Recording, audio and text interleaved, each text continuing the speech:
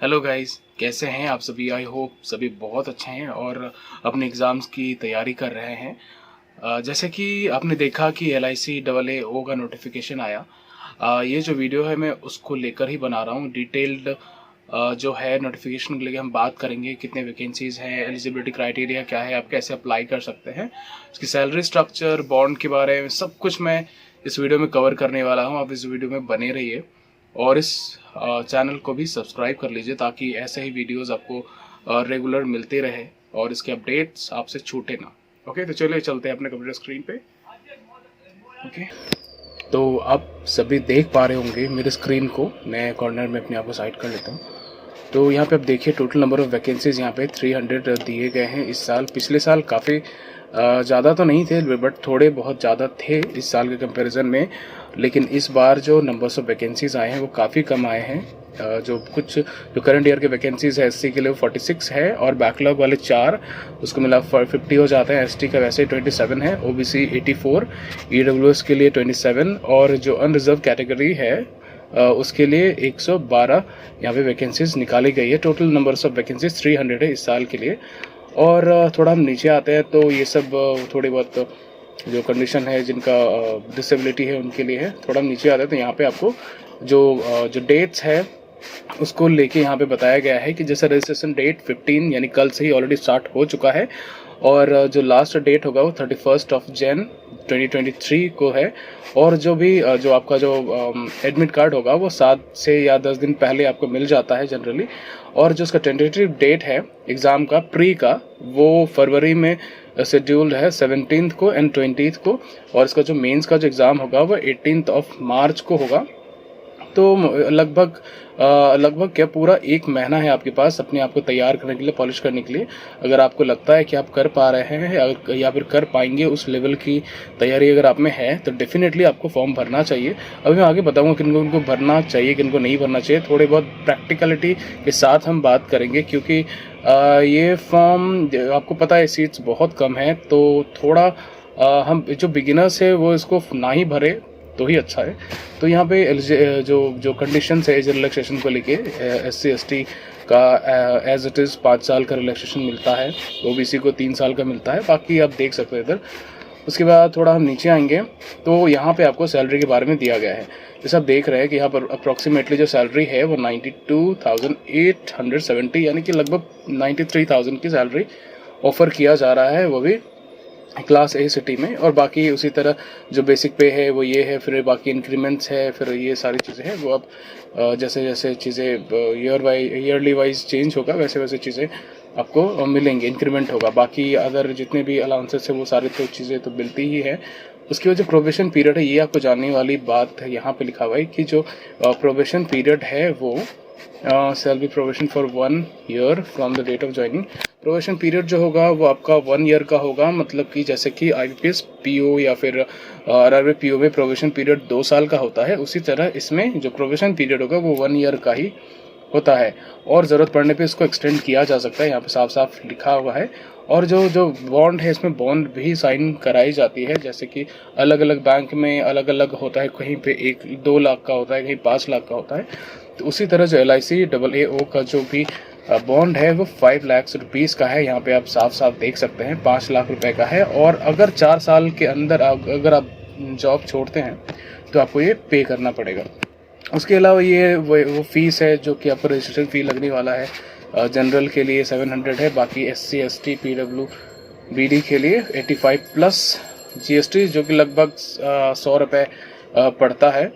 Selection procedure क्या है इसमें, तो देखिए यहाँ पे वही सारे जो पैटर्न है, मतलब जो बैंक में जो सारी चीज़ें पूछी जाती है वैसा ही है, वही नेचर का ही है। बस यहाँ पे एक अंतर क्या है कि जिसमें जो इंग्लिश लैंग्वेज है वो क्वालिफाइंग इन नेचर का होगा, कि बिकॉज उसमें आपका वो जो कट ऑफ्स होता है वो आपको नहीं उसमें होता है, एलिजिबल नहीं, मतलब कट ऑफ्स नहीं होते जनरली।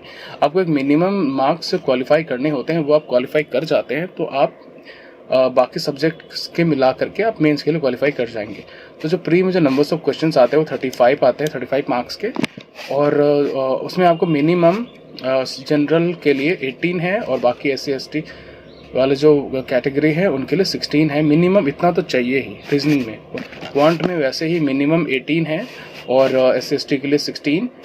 दोनों लैंग्वेज में रहेंगे, इंग्लिश हिंदी दोनों में आपको क्वेश्चंस मिल जाएगा। और सेक्शनल टाइम जो होता है वो 20 मिनट का होता है, जैसे कि बाकी एग्जाम्स में देखा जाता है। उसी तरह नीचे आप आएंगे तो यहाँ पे इंग्लिश मिलेगा, जिसमें आपको 30 क्वेश्चंस 30 मार्क्स, ये सिर्फ और सिर्फ इंग्लिश में रहेगा।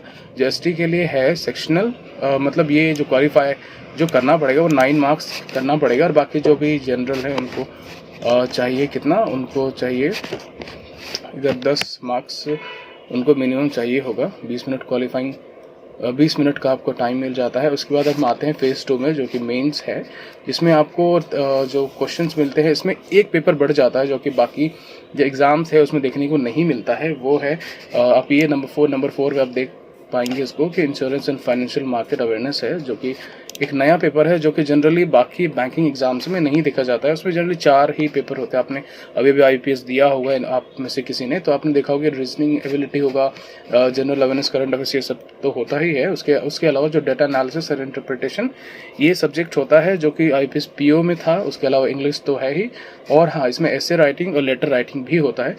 तो ये 30 क्वेश्चन 90 मार्क्स के होते हैं, ईच 3 मार्क्स के। General knowledge and current affairs ये 30 क्वेश्चन 60 मार्क्स, 2 मार्क्स के होते हैं ईच क्वेश्चंस। और ये जो DI है वो 30 क्वेश्चन 90 मार्क्स।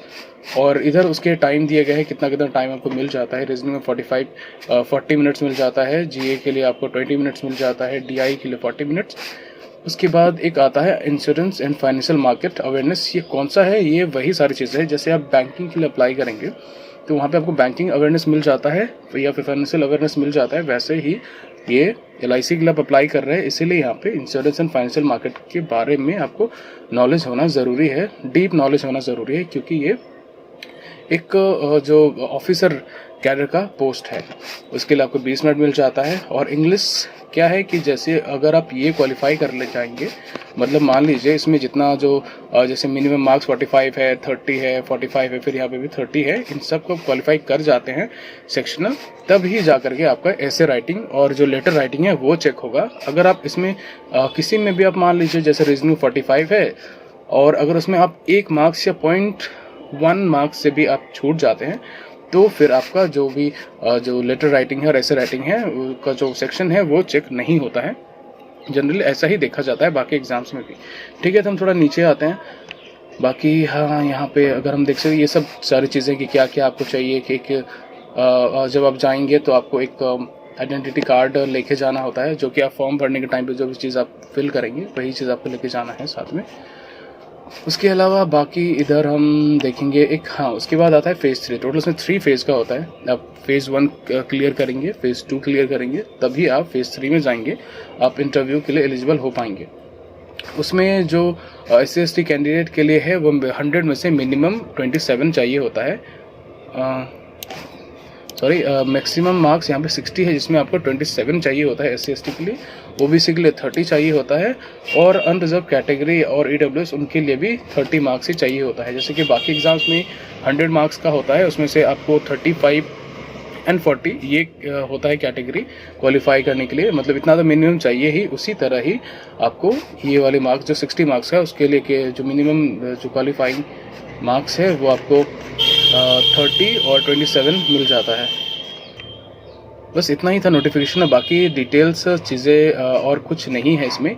बाकी आप ये जो भी फ़ोटोग्राफ लेके जाएंगे वो आपका मिनिमम 50 KB से कम होना चाहिए। अगर आप फ़ोटो अपलोड करेंगे, सिग्नेचर आपका अराउंड 20 KB के आसपास होना चाहिए। तो ये आप थोड़ा डिटेल्स में यहाँ पे देख सकते हैं, आप लिखा हुआ है सारी चीज़ें, आप इनको एक बार पढ़ लीजिएगा कितने साइज़ के चाहिए और डायमेंशंस क्या क्या होंगे। जैसे सिग्नेचर यहाँ पे 10 to 20 KB का होना चाहिए, और जो आपका फ़ोटो होगा वो 20 to 50 जो KB का होना चाहिए। ये आप थोड़ा देख लीजिएगा, मैं इसको अपने टेलीग्राम ग्रुप में भी डाल दूंगा, आपको उसका जो लिंक है टेलीग्राम का वो आपको डिस्क्रिप्शन में मिल जाएगा। बाकी सब यही है। अब बात करते हैं बाकी सारी चीज़ों के बारे में कि किनको ये फॉर्म भरनी चाहिए, किनको फॉर्म नहीं भरनी चाहिए। ओके, तो अब बात करते हैं किसे फॉर्म भरनी चाहिए और किसे फॉर्म नहीं भरनी चाहिए। आपने देखा कि सारे डेट्स एंड ऑल, तो मैं मानता हूं कि ये फॉर्म उन्हें ही भरना चाहिए जिन्होंने ऑलरेडी आईबीपीएस की तैयारी, आईपीएस पीओ की तैयारी कर रखी है, या फिर वो कुछ ही मार्क्स से छूट रहा है, तभी आप इस फॉर्म को भरिए। अगर आप बिगिनर है या फिर आप ऐसे फैमिली से आते हैं जहाँ पे आपके पैसे को लेके थोड़ा प्रॉब्लम है, लेकिन आप तैयार नहीं है उतने अच्छे से, तो आप इस फॉर्म को अवॉइड ही कीजिए, क्योंकि आपको पता है इसमें नंबर्स ऑफ वैकेंसीज काफ़ी कम है, तो सिलेक्शन के चांसेस उतने ही कम रहेंगे। क्योंकि जैसे कि इसका सैलरी स्ट्रक्चर काफ़ी अच्छा है, तो काफ़ी लोग ऐसे होंगे जो इसमें स्विच करना चाहेंगे, तो कॉम्पिटिशन बहुत तगड़ा रहने वाला है। तो अगर आप बिगिनर है या फिर ऐसे में आते हैं जहाँ पे आप थोड़ी बहुत मीडियम में आपका प्रिपरेशन है, तो आप इसको अवॉइड कीजिए। बाकी अगर आप फिर भी भरना चाहते हैं तो it's your call. Okay, I hope ये वीडियो आपको पसंद आया होगा। अगर ऐसे ही वीडियोस और ऐसे ही अपडेट्स अगर आपको रेगुलर चाहिए, तो आप मेरे चैनल को सब्सक्राइब कीजिए और बेल आइकन दबाइए, और बस अपने दोस्तों को शेयर कीजिए। ओके।